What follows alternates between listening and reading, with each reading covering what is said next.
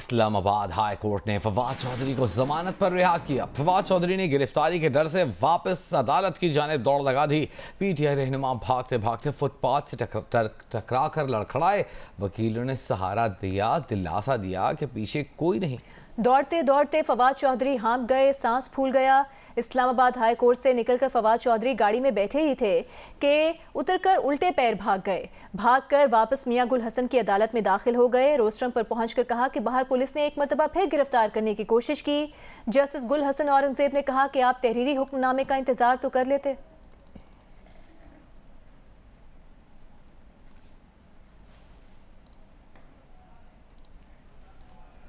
वापस कोर्ट में बाहर गए तो गाड़ी में बैठी पुलिस फिर इनको गिरफ्तार करना चाहा। चौधरी साहब की हालत गैर हो गई। पानी पिलाओ यार, पानी चौधरी साहब को पानी पिलाएं। पानी पिलाएं, बेहोश हो रहे हैं यार। अभी आपको बताएंगे पीटीआई रहनुमा शीरी मजारी को अडियाला जेल से रिहा कर दिया गया है। इस्लामाबाद हाई कोर्ट ने शीरी मजारी को रिहा करने का हुक्म दिया था। पुरतशद्दुद मुजाहिरों के बाद पीटीआई रहनुमा शीरी मजारी को हिरासत में लिया गया था। शबीर डार नुमाइंदा जियो न्यूज़ हमारे साथ मौजूद हैं। शबीर बताइएगा, तबीयत के हवाले से बताया जा रहा था शीरी मजारी की कि वो ठीक नहीं है, अब कैसी तबीयत है, रिहा कर दी गई हैं? जी, पाकिस्तान तहरीक इंसाफ की रहनुमा शीरी मजारी को अब से थोड़ी देर पहले अडियाला जेल रावलपिंडी से रहा कर दिया गया है। जेल हुकाम ने शीरी मजारी की रोबकार वसूल करने के बाद उन्हें रहा कर दिया है। शीरी मजारी को इस्लामाबाद हाई कोर्ट ने आज रहा करने का हुक्म दिया था। 9 मई को पीटीआई के पुरतशद्दुद मुजाहिरों के बाद शीरी मजारी को पुलिस ने हिरासत में लिया था। आज इस्लामाबाद हाई कोर्ट से उनकी रिहाई के अहकामात के बाद उन्हें अडियाला जेल से रहा कर दिया गया। जेल हुकाम से हमारी बात हुई, उनका कहना था कि शीरी मजारी की तबीयत पहले से बेहतर है और उनका अडियाला जेल में जो जेल अस्पताल है वहां पर भी मुआयना किया गया है। जी, बहुत शुक्रिया शबीर डार आपका।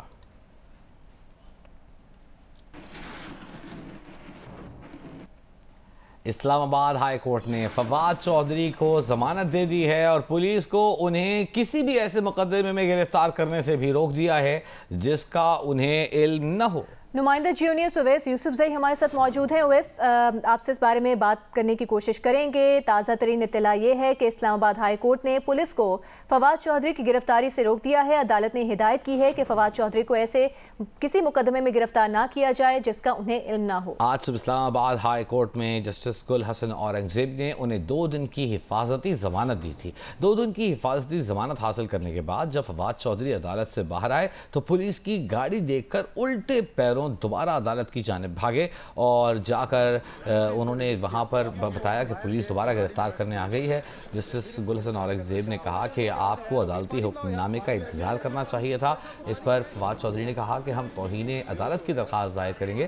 ताहम अब बताया जा रहा है कि इस्लामाबाद हाई कोर्ट ने पुलिस को फवाद चौधरी को किसी भी ऐसे मुकदमे में गिरफ्तार करने से मना कर दिया है, रोक दिया है जिसका फवाद चौधरी को इल्म ना हो।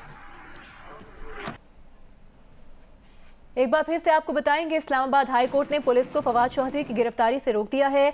अदालत ने हिदायत की है कि फवाद चौधरी को ऐसे किसी मुकदमे में भी गिरफ्तार ना किया जाए जिसका उन्हें इल्म ना हो। मजीद बात करेंगे नुमाइंदा जियो न्यूज़ उवैस यूसुफजई से। उवैस, बताइएगा, ये उसी तरह की ब्लैंकेट जमानत है जिस तरह की इमरान खान को दी गई थी कि किसी ऐसे मुकदमे में गिरफ्तार ना किया जाए जिसका उन्हें इल्म ना हो? बिल्कुल, ये इस्लामाबाद हाई कोर्ट के जस्टिस मियां गुल हसन औरंगजेब ने ऑर्डर जारी किया है जिसमें पुलिस को फवाद चौधरी की गिरफ्तारी से रोक दिया है और अदालत ने अपने हुक्म में कहा है कि पीटीआई रहनुमा फवाद चौधरी को किसी ऐसे मुकदमा में भी गिरफ्तार ना किया जाए जिसका उन्हें इल्म नहीं। उन्होंने ऑर्डर में एक तो ये चीज़ लिखवाई है कि इस्लामाबाद की हद तक किसी मुकदमे में गिरफ्तार ना किया जाए और साथ ही साथ उन्होंने ये भी लिखवाया है जो जस्टिस तारिक महमूद जहांगीरी और उसने ऑर्डर जारी किया था और ब्लैंकेट ऑर्डर दिया था जिसमें उन्होंने कहा था कि किसी भी केस में उनको गिरफ्तार ना किया जाए और उसमें वो जुरिस्डिक्शन तय नहीं थी जिसमें उनको मुल्क भर में तमाम केसेस पर रिलीफ दिया गया था। उस ऑर्डर का हवाला देके वो रिलीफ भी दे दिया गया है और इसका जो रिटर्न ऑर्डर है वो कुछ देर में जारी होगा। ये ज़बानी ऑर्डर है जो अब से कुछ अच्छा, उवैस ये बताइएगा, फवाद चौधरी कह रहे थे कि तौहीन अदालत की दरख्वास्त भी दायर की जाएगी, उसका क्या बना? जी बिल्कुल, तौहीन अदालत की दरख्वास्त भी दायर कर दी गई है और इस्लामाबाद हाई कोर्ट में फवाद चौधरी की जानिब से तौहीन अदालत की दरख्वास्त में यह मौक़िफ़ इख्तियार किया गया है कि अदालती हुक्म के बावजूद उन्हें जो है गिरफ्तार करने की कोशिश की गई और इस ऑर्डर पर जो है लेकिन उवैस, जो विजुअल्स हमने देखे हैं तो वो तो शायद पुलिस की गाड़ी देखकर ही वापस लौट गए। गिरफ्तारी करने की कोशिश की गई, ये उन्होंने अपनी दरखास्त में लिखा है। जी बिल्कुल, उनका यही मौक़िफ़ है कि गिरफ्तारी की कोशिश की गई और जो पुलिस है वो उन्हें गिरफ्तार करना चाहती है। अभी दौरान समाअत भी उनका ये कहना था कि हाई कोर्ट के जो गेट हैं वो बंद कर दिए गए हैं और वहाँ पार्किंग में काफी बड़ी तादाद में लोग मौजूद हैं। इस पर अदालत ने ऑर्डर जारी कर दिया है और उनकी जो जमानत है वो मंजूर कर ली है, गिरफ्तारी से रोक। अच्छा, आप ये कह रहे हैं इसकी जुरिस्डिक्शन सिर्फ इस्लामाबाद के हुदूद में अगर कोई मुकदमा उन पर दर्ज है तो उन्हें गिरफ्तार नहीं किया जा सकेगा, ऐसा ही है?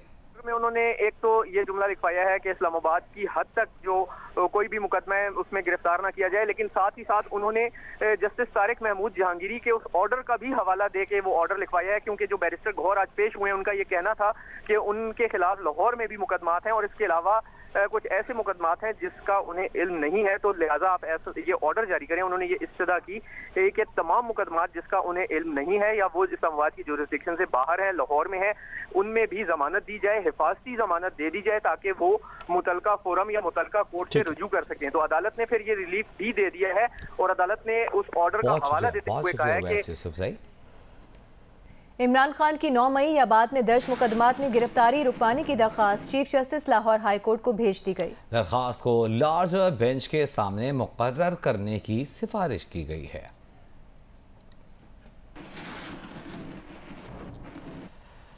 अटॉर्नी जनरल ऑफ पाकिस्तान ने पब्लिक अकाउंट्स कमेटी को बताया है कि चीफ जस्टिस पाकिस्तान तनख्वाह वसूल करने में पाकिस्तान में पहले नंबर पर हैं। उनकी तनख्वाह सदर ममलिकत, वजीर आज़म, वफाकी वज़रा से भी ज़्यादा है। चेयरमैन PAC ने कहा कि रजिस्ट्रार सुप्रीम कोर्ट को एक और मौका देते हैं कि आइंदा हफ्ते वो डैम फंड्स की तफसीलात के साथ पेश हों। उन्होंने कहा कि अगर पेश ना हुए तो कौमी असम्बली से वारंट जारी किए जाएंगे। इस्लामाबाद से मज़ीद जानते हैं अशरफ मलखम की इस रिपोर्ट में।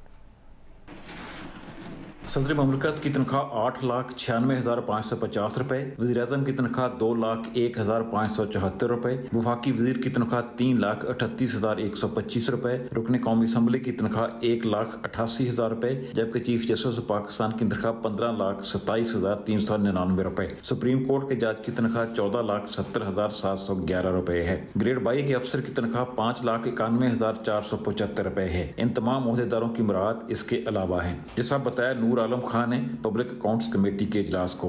अटॉर्नी जनरल का कहना था कि फुल कोर्ट का एक फैसला था कि registrar supreme court public accounts committee के सामने पेश नहीं होंगे। ताहम इस फैसले में ये कहीं नहीं लिखा कि वो मालूमात फराहम नहीं करेंगे। रजिस्ट्रार सुप्रीम कोर्ट ने तहरीरी तौर पर PAC को बताया कि बादशाह डैम फंड्स का मामला सुप्रीम कोर्ट में ज़ेरे समाअत है, इसलिए तफसीलात फराहम नहीं कर सकते। चेयरमैन पब्लिक अकाउंट्स कमेटी ने कहा कि ऑर्डर हुकाम सुप्रीम कोर्ट के तमाम अखराजात की तफसीलात आइंदा हफ्ते लाएं। गवर्नर स्टेट बैंक भी ऑर्डर हुकाम को मुकम्मल मालूमात फराहम करें। नूर आलम खान ने 9 मई को सरकारी इमलाक पर हमले करने वालों के खिलाफ कार्रवाई की हदायत करते हुए कहा कि इन हमलों में मुलव्वस रिटायर्ड सरकारी अफसरों की पेंशन रोक दी जाए। हमलों में मुलव्वस अफगान बाशिंदों के खिलाफ भरपूर कार्रवाई की जाए। जो नौजवान इन वाकयात में मुलव्वस हैं इन्हें सरकारी नौकरियां ना दी जाएं। अशरफ मलखम, जियो news, Islamabad.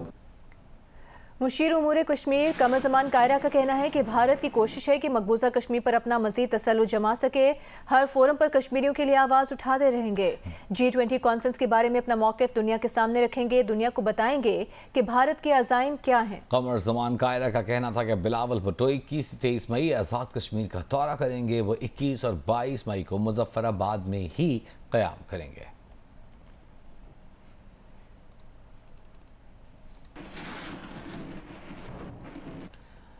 DIG investigation Lahore Kamran Adil का कहना है कि 9 मई के वाक़यात के दौरान 80% मुकदमात में इमरान खान नामजद हैं।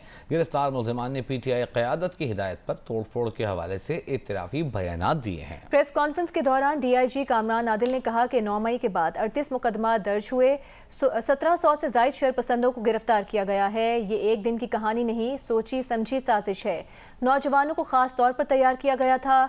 डॉक्टर्स, इंजीनियर्स तक जलाओ घेराव में मुलविस निकले।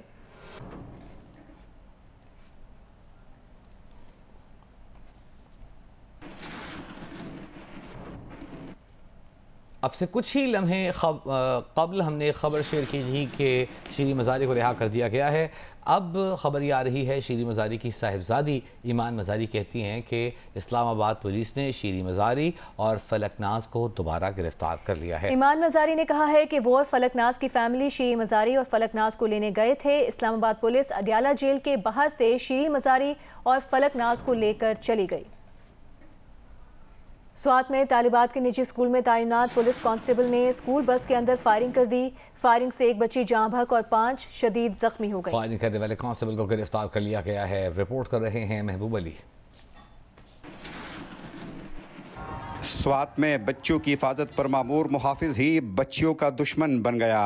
स्वात के इलाके संगोटा में स्कूल की छुट्टी के बाद तालिबात घर जाने के लिए स्कूल बस में बैठी रही थी कि अचानक स्कूल में ही तैनात कांस्टेबल आलम खान ने बस के अंदर जाकर तालिबात पर फायरिंग कर दी। फायरिंग से 6 तालिबात शदीद जख्मी हो गई। फायरिंग करने वाले कांस्टेबल को फौरी तौर पर वहां मौजूद दीगर पुलिस एहलकारों ने गिरफ्तार कर लिया, जबकि जख्मी बच्चों को सदी शरीफ अस्पताल ले जाया गया, जहां 8 साल तालिबा रूमा जख्मों की ताब न लाते हुए दम तोड़ गई। हमें पुलिस डिपार्टमेंट की तरफ से प्रॉपर इंफॉर्मेशन को मिलने चाहिए। उसका रीजन ये है कि फिर तो लोगों का इत्मीनाद ही नहीं होगा। डीपीओ स्वात शेफुल्लाह खान गंडापुर का कहना है कि गिरफ्तार कांस्टेबल को कैफर किरदार तक पहुंचाया जाएगा।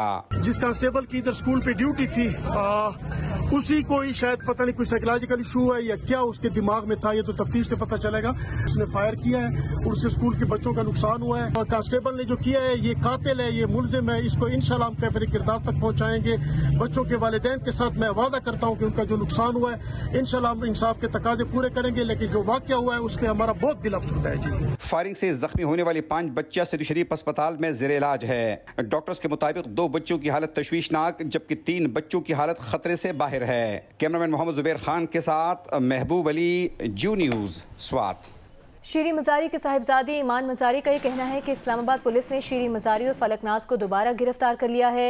ईमान मज़ारी ने कहा कि वो और फलकनाज की फैमिली शीरी मज़ारी और फलकनाज को लेने गए थे।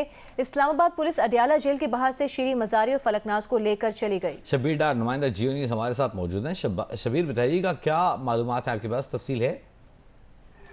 जी, शीरी मज़ारी और फलकनाज अब से थोड़ी देर पहले अडियाला जेल से उनको रिहा किया गया था, लेकिन जब वो अडियाला जेल से बाहर निकले तो इस्लामाबाद पुलिस की टीम वहां पर मौजूद थी। उन्होंने दोनों रहनुमाओं को गिरफ्तार करके वो कहीं लेके गए हैं। ईमान मज़ारी का भी इस हवाले से बयान सामने आए हैं। उनका कहना था कि वो अपनी वालदा और जो फलकनाज है उनकी फैमिली भी उनके साथ थी, उनके वकला भी उनके हमरा थे। अडियाला जेल के बाहर अपनी वालदा को रिसीव करने गई थी, लेकिन जो ही शीरी मज़ारी और फलकनाज बाहर निकले तो इस्लामाबाद पुलिस की टीम उनको गिरफ्तार करके वहां से ले गई है, लेकिन उन्हें ये नहीं मालूम कि वो कहाँ उनको बहुत शुक्रिया शबीर डार।